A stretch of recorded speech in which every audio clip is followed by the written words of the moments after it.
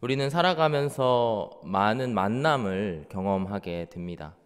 우리도 사람 사이에 이런 사람 저런 사람 많은 만남을 갖게 되고요. 또는 그런 만남을 통해서 많은 사람들과 관계를 맺게 됩니다. 동물의 왕국이라는 그런 TV 프로그램, 이렇게 동물들에 대한 다큐멘터리를 보아도 심지어 동물들조차도 그런 관계 가운데에 관계를 보여주는 것을 보는데요.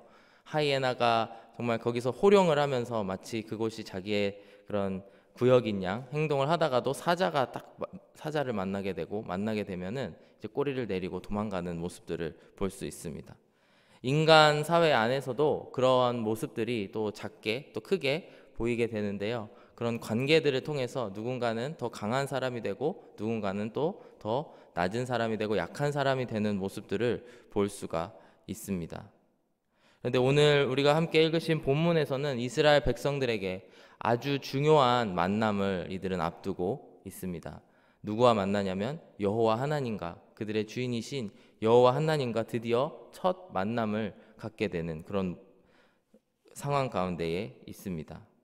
그런 상황 가운데에 하나님께서는 그 만남을 준비하면서 미리 시간을 주시고 이 이스라엘 백성들로 하여금 더 구별되고 성별되게 하라라고 어제 우리가 함께 말씀을 살펴보았습니다. 다시 한번 리마인드 하기 위해서 10절과 11절 말씀을 보시면은 여호와 하나님께서는 모세를 통하여 이렇게 명령하십니다. 여호와께서 모세에게 이르시되 너는 백성에게로 가서 오늘과 내일 그들을 성결하게 하며 그들에게 옷을 빨게 하고 준비하게 하여 셋째 날을 기다리게 하라. 이는 셋째 날에 나 여호와가 온 백성의 목전에서 시내산에 강림할 것입니다. 강림하신다고 하는 것은 이제 하늘에서 내려오시는 것을 이제 뜻하는 그런 단어인데, 하늘에 계신 하나님께서, 그 보좌에 앉으신 하나님께서 이제 이 땅에 내려오셔서 이 이스라엘 백성을 만나고 또 그들로 하여금 이제 관계를 맺으시고 언약을 맺으시려고 하는 말씀이 바로 오늘의 본문의 말씀입니다. 여기서 성결하게 하라라고 하는 그 단어의 뜻을 살펴보면은 하나님께 받아들여질 수 있는, 영어로는 acceptable to God, 하나님께 받아들여질 수 있는 모습으로 너희들이 준비하라라는 그런 말씀 명령을 내려주고 계시는데요. 그리하여서 시간을 들여서 이제 3일 이틀 동안 그들은 성별되게 하고 그들의 옷을 빨고 그 다음에 사람 간의 부적절한 관계들을 하지 아니하고 오직 모든 것을 이 하나님을 만나는 그 시간을 준비하면서 나아갑니다. 그러면서 오늘 본문의 말씀을 통해서 이스라엘 백성들과 하나님과의 관계가 어떤 관계인지에 대해서 우리가 함께 살펴볼 수가 있는데요. 우리가 사람들의 만남, 심지어 동물들의 만남을 통해서 저 사람이 이 사람보다 어떻구나 저떻구나, 우리가 그런 것들을 살펴볼 수가 있는데, 오늘의 말씀을 통해서 하나님과 또 그 언약 백성인 이스라엘 간의 관계가 어떤 관계인지 함께 살펴보기를 원합니다. 오늘 이제 하나님께서 드디어 이 땅에 강림하시고 임하시는 그런 상황 가운데에서 첫 번째로 이스라엘이 하나님의 피조물임을 우리는 알 수가 있습니다. 먼저 16절의 말씀을 보시면 이렇게 나옵니다. 이제 셋째 날이 지나고 그 아침에 우레와 번개와 빽빽한 구름이 산 위에 있고 나팔 소리가 매우 크게 들리니 진중에 있는 모든 백성이 다 떨더라 라는 말씀이 기록되어 있습니다. 이제 우레와 번개와 빽빽한 구름이 산 위에 있다라는 것은 이제 하나님이 임재하심, 하나님의 현현, 하나님께서 오셨을 때 나타나는 그런 상황들이고요. 성경에 이 외에 출애굽기 외에도 많은 곳에서 하나님께서 이 땅에 나타나셨을 때 이런 모습으로 나타나시는 것을 볼 수가 있습니다. 그럴 때 16절 마지막에 보시면 모든 백성이 다 떨었다라고 나와 있습니다. 근데 오늘의 본문을 읽어가다가 참 흥미로운 부분을 찾을 수가 있었는데요. 바로 18절의 말씀을 함께 보시면 이런 말씀이 나옵니다. 시내산에 연기가 자욱하니 여호와께서 불 가운데서 거기 강림하심이라.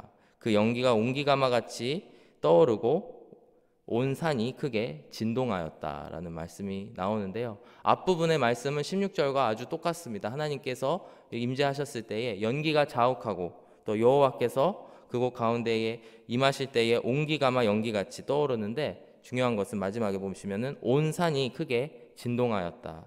이제 16절에 나오는 모든 백성이 떨었다라는 단어와 여기서 온 산이, 이 온 땅이 진동하였다라는 단어가 똑같은 단어로 사용이 되었습니다.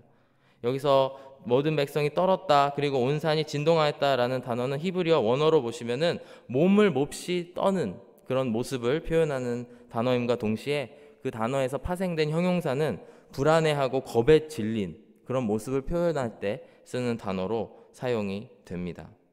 왜 사람들이 하나님께서 이 땅에 오셨을 때에 그 백성들이 떨었을까요? 아마도 우리의 죄된 모습들 때문에, 그것이 해결되지 않고 있기 때문에 심판자이신 하나님께서 이 땅에 오셨을 때에 우리가 하나님께 두려워하는 마음을 가질 수밖에 없을 거라고 생각을 합니다. 그렇다면 왜 온 산은 크게 진동을 하고 떨었을까요? 그것은 바로 그 창조하신 하나님의 위대하심, 그 위대하심 앞에 섰을 때에 사람뿐만 아니고 온 땅이 같이 진동하고 하나님께 경배드리는 모습들을 볼 수가 있습니다. 히브리어 원어로 보았을 때 사람 혹은 인류라는 뜻을 가진 단어가 바로 아담입니다. 그런 아담이라고 하는 단어가 물론 그 최초의 인간의 이름으로 사용되기도 하였지만, 그 아담이라고 하는 단어는 흙 혹은 땅, 그 단어의 어원에서 나온 파생된 단어인 것을 저희들은 알고 있습니다. 히브리인들에게는 그들의 모든 그 세계관에서는 사람은 흙에서 만들어졌고 흙에서부터 나온 게 아담이다라는 것을 너무나 잘 알고 있습니다. 그래서 창세기 2장 7절 말씀해 보시면은 여호와 하나님이 땅에 흙으로 사람을 지으시고 생기를 그 코에 불어 넣으시니 사람이 생명이 되니라라는 말씀을 너무나 잘 믿고 있는 사람들입니다. 이와 같이 이 땅에 살아가는 모든 피조물과 바로 이 사람, 이스라엘 백성들을 포함한, 또 저희들을 포함한 모든 사람들이 하나님의 피조물로 창조되었다라는 것을 오늘 말씀을 통해 알 수가 있습니다. 뭐냐면 그 흙, 이 세상의 가장 기본이 되고 어찌 보면 가장 낮은 자리에 있는 그 흙조차도 하나님께 반응을 하고, 또 사람들도 그 반응하는 모습들을 통해서 우리가 하나님의 피조물임을 오늘 이 말씀을 통해서 알 수가 있습니다. 우리의 인생이, 우리 한 사람 한 사람이 너무나 소중하고 또 하나님 보시기에도 너무나 사랑스러운 이유가 무엇일까요? 우리가 흙으로 만들어졌기 때문에 하나님 나를 흙으로 만들어주셔서 너무나 감사합니다 라고 우리가 고백하게 될까요? 그렇지가 않죠. 하나님께서 우리의 인생에 의미를 부여해 주시고 우리를 지금과 같이 의미 있게 살아가게 해주신 이유는 바로 우리를 흙으로 만들어 주셔서가 아니고 바로 하나님의 생기를 우리 가운데에 불어넣어 주시고, 또 오늘 하루도 우리로 하여금 살아갈 수 있게 우리에게 생명을 공급해 주시기 때문에 우리의 삶이 의미가 있다고 생각이 됩니다. 흙은 흙이고 또 흙은 어차피 흙이기 때문에 그것이 특별한 의미를 갖지는 않습니다. 그렇기 때문에 오늘 아담을 통해서 우리에게 아담의 그런 모습을 통해서, 우리가 흙이 진동하는 모습을 통해서 우리가 볼 수 있는 것이 바로 하나님께서 우리에게 큰 의미를 주셨고, 또 그 하나님의 임재하심 가운데에 우리는 떨 수밖에 없는 그런 존재로 만들어 주셨다라는 것입니다. 그래서 우리에게 흙과 같은 이런 하나님 앞에서, 하나님의 임재 앞에서 떨 수밖에 없는 그런 우리들이 하나님께서 그 언약 백성 가운데에서 우리를 구원해 주시고 우리를 축복해 주시기 위해서 이 땅에 오시게 된다라는 것입니다. 이와 같이 모든 피조물이 떨게 되지만 어떤 사람들만 떨지 않게 될까요? 마지막 때에 우리가 지금 이스라엘 백성들도 하나님을 만나고 하나님과 대면을 하였지만, 우리도 마지막 때에 하나님께서 다시 한번 재림하실 때에, 임재하실 때에 그곳에서 우리는 하나님을 만나게 되는데, 세상 모든 사람들이 떨게 되겠지만 우리와 같이 예수 그리스도를 구주로 영접하고 그 구원을 받은 사람들은 하나님 앞에 떨지 않게 된다라고 히브리서 저자는 이야기하고 있습니다. 히브리서 10장 말씀을 보시면 19절에 그러므로 형제들아 우리가 예수의 피를 힘입어 성소에 들어갈 담력을 얻었으니 그 길은 우리를 위하여 휘장 가운데로 열어놓으신 새로운 살 길이요 휘장은 곧 그의 육체니라. 21절에 또 하나님의 집 다스리는 큰 제사장 예수님이 계심에 우리가 마음에 뿌림을 받아 악한 양심으로부터 벗어나고 몸은 맑은 물로 씻음을 받았으니 참 마음과 온전한 믿음으로 하나님께 나아가자라고 고백하고 있습니다. 사랑하는 여러분, 하나님께서 우리를 피조물로 만들어 주셨습니다. 그리고 우리는 마지막 때에 하나님을 만나게 되고, 그 만나게 될 때에 어찌 보면 떨 수밖에 없는 존재로 만들어졌지만 우리에게 예수 그리스도를 영접하게 되면 하나님 앞에 떨지 아니하고 하나님 앞에 나아갈 수 있는 은혜를 저희들에게 허락해 주심을 이 시간 기억하기를 원합니다. 이스라엘 백성들은 하나님 앞에 떨었지만 또 우리가 예수님을 영접하게 된다면 우리가 하나님 앞에 떨지 아니하는 그런 모습을 갖고 또 하나님과 함께 영원한 삶을 살아갈 수 있음을 고백합니다. 그 소망을 가지고 함께 살아가시는 저와 여러분들이 되시기를 주의 이름으로 축복합니다. 또 하나의 관계성을 오늘 우리 본문을 통해서 볼 수가 있는데요. 17절 말씀해 보시면 한낱 피조물인 사람을 제사장으로, 그 이스라엘 백성들을 제사장 민족으로 불러주심을 우리가 볼 수가 있습니다. 일단 모세를 통해서 보여주시는데요. 17절 말씀해 보시면 모세가 하나님을 맞으려고 백성을 거느리고 진에서 나오매 그들이 산기슭에 서 있었다, 이렇게 말씀을 합니다.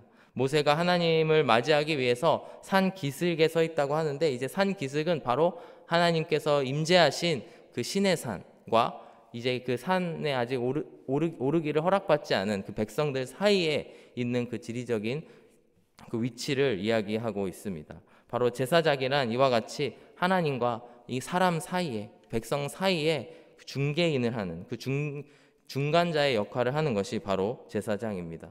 이스라엘 그 구약 역사에 보면은 제사장의 역할은 무엇이냐면 이스라엘 민족을 대표해서 하나님께 나아가고 또 하나님의 뜻을 받아서 그 뜻을 백성에게 전달하는 그 역할을 제사장들이 하게 됩니다.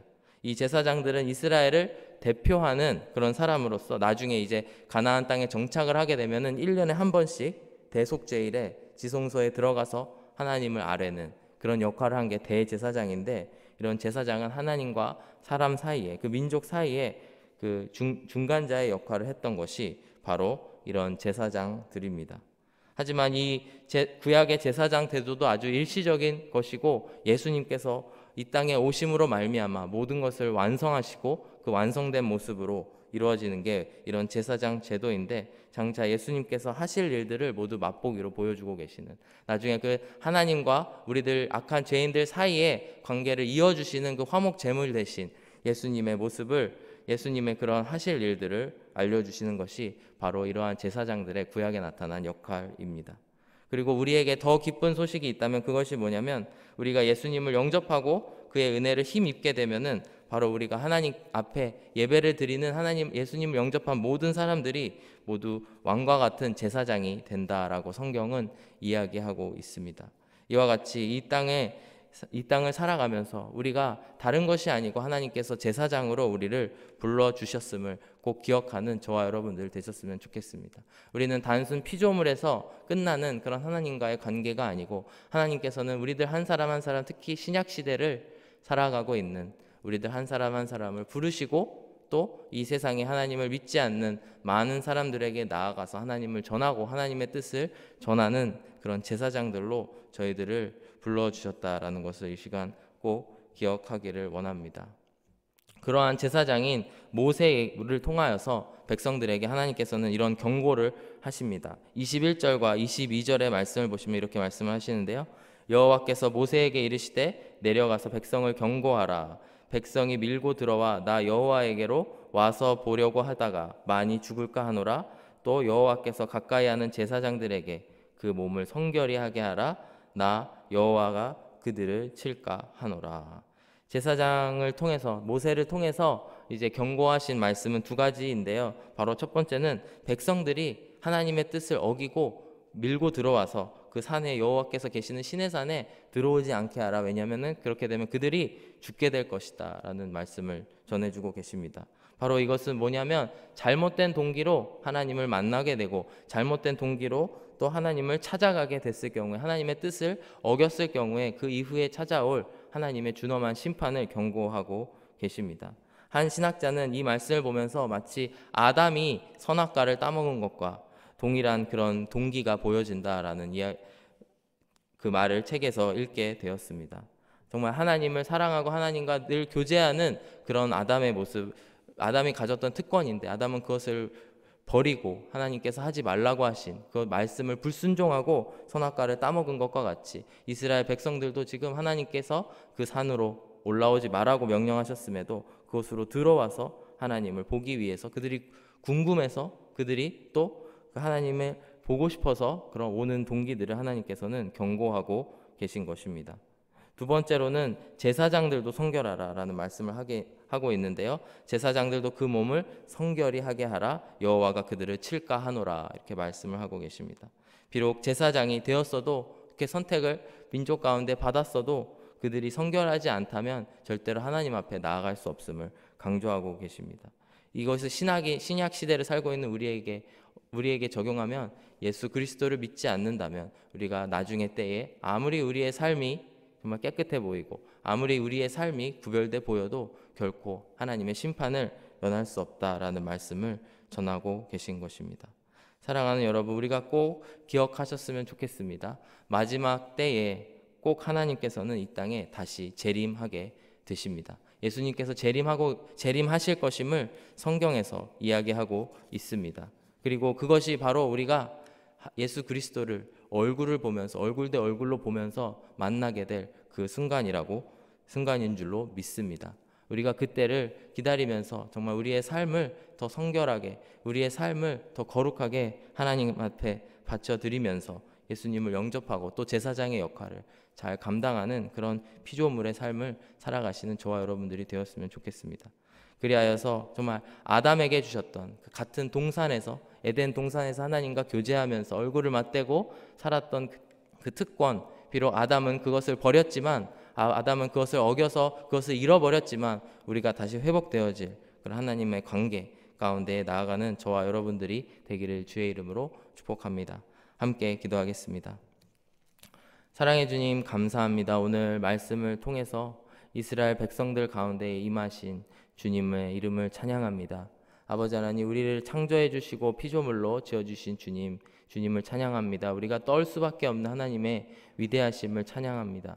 동시에 우리들에게 하나님 제사장 직분을 허락하신 이 세상과 하나님 사이의 중간자의 역할을 우리에게 맡겨주셨는데 그 사명을 잘 감당할 수 있는 저와 모든 성도님들 되게 하여 주시옵소서. 마지막 때에 주님을 만날 때까지 우리가 다시 한번 힘을 내어서 그 사명을 잘 감당할 수 있도록 주여 이끌어 주시옵소서. 감사드리며 예수님의 이름으로 기도드렸습니다. 아멘.